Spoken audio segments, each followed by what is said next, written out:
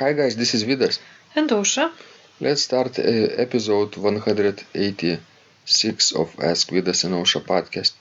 Today's question was sent by Patrick. He writes, "Thank you very much. I hope you're doing fine. Please, I am requesting to be helped with the PDF files for the fingering substitution and sequences exercises because sometimes I get stuck when playing organ, and I think it is due to lack of finger movements or accuracy and speed. Kind regards, Patrick." Do you think also that finger accuracy and speed is important when you play the organ? I think that accuracy is more important than speed. Because, if you're playing accurately, then speed will come. You're right. Because when you're playing fast and not ready for that fast movement, you're making mistakes and being inaccurate. That's right, and I think this might what happens, when Patrick practices. At least that's the impression that I got after reading his question. Mm-hmm. Exactly. I think it's so important to play the organ slowly enough for long enough, right? Lots of people don't have the patience to play, slow, very, very slow for a long period of time. For example, right now we're playing in a few days Bach's birthday recital, and I'll be practicing this week Bach's Passacaglia and three of his organ preludes from the Klavierübung Part 3, Kyrie, Christe, and Kyrie.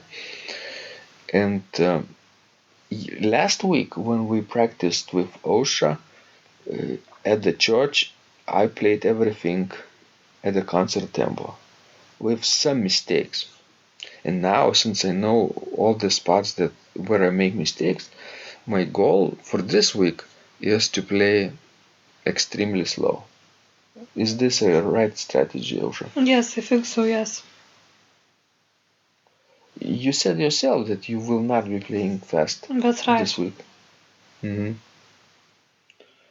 So Patrick is kind of getting stuck with accuracy and speed, but it's not necessarily because of fingering substitution and sequence exercises, right? It's you can play literally anything you want on the organ as long as you're hitting the right notes. That's right, but technique such as fingering substitution requires especially good technique.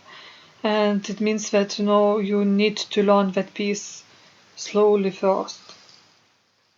Mm-hmm. That, all those fingering substitutions would, come out naturally. By sequences, do you think that he means those four-part chordal progressions which go upwards in ascending motion or descending motion? I'm not sure about this part of the question because he, tells about PDF files. And I think my sequences are on the YouTube, yes? Mm-hmm. And not on the PDF. So maybe he means something else.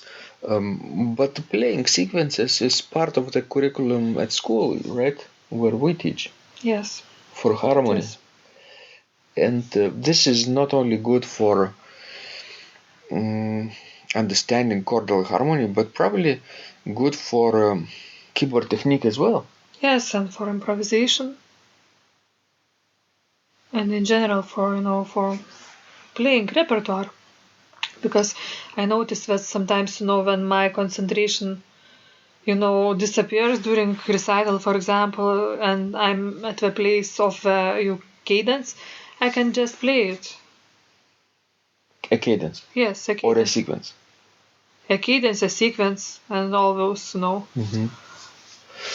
theoretical things. I think a few years ago I was substituting for a few weeks in a row our friend Paulus at his church. He was still playing at the Holy Cross Church here in Vilnius, and he was away with vacation, and he asked me to substitute, I think, in Lent.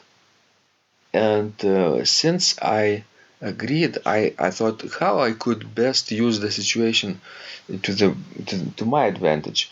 And what I did, I played prelude, offertory, communion, and postlude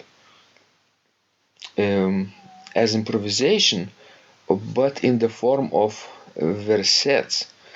And those versets basically were just longer forms of modulations and sequences and cadences that we're playing at school.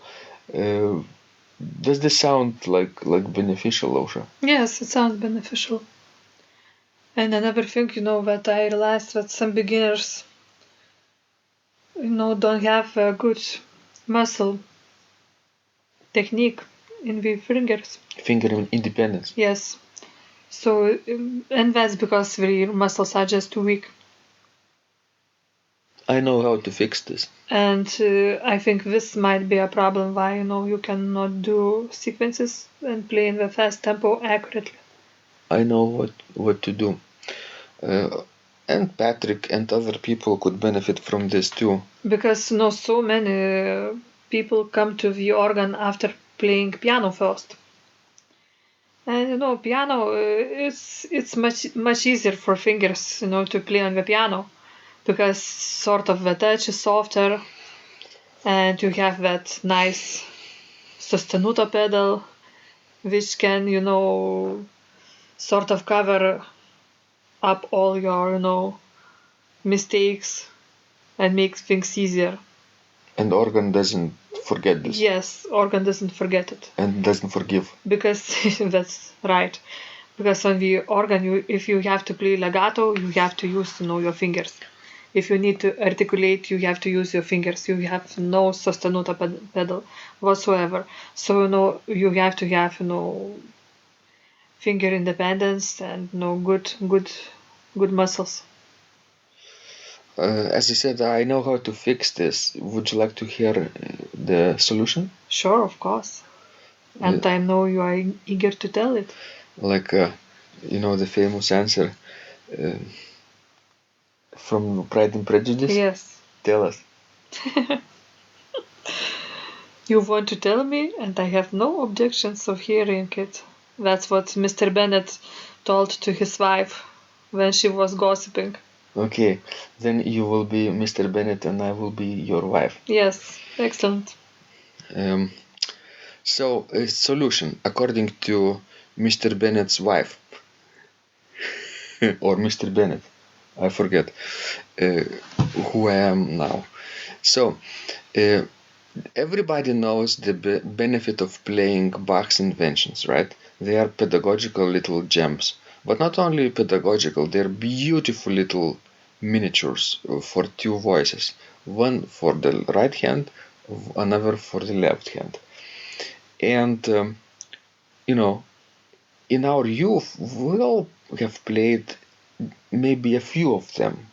1, 2, 3, until our teacher said, that's okay, we're going on to the next collection, maybe 3-part sinfonias now. Right? Because it's in our classroom curriculum, there is no time to play everything.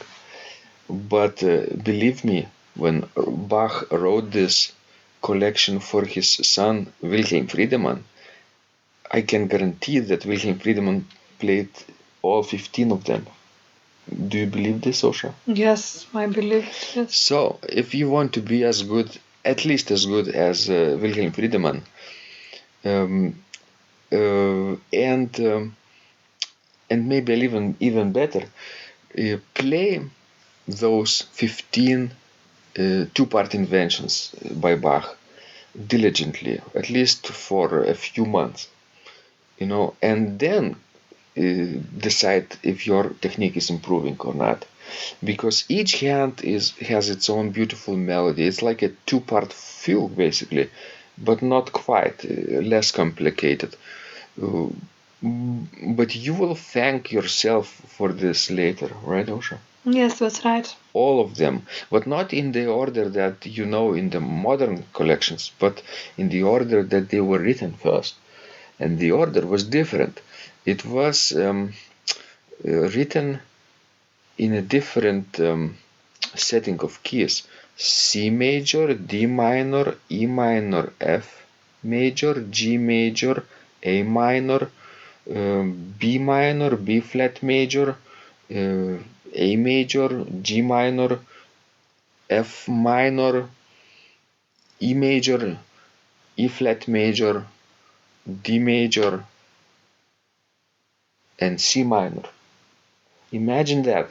The second invention that we now have in the modern editions is C minor, but it's the most difficult invention from all collections. So people who learn C major first and then jump to C minor get frustrated right away. It's almost like a canon, a very advanced melodic line, and I recommend leaving it for the last.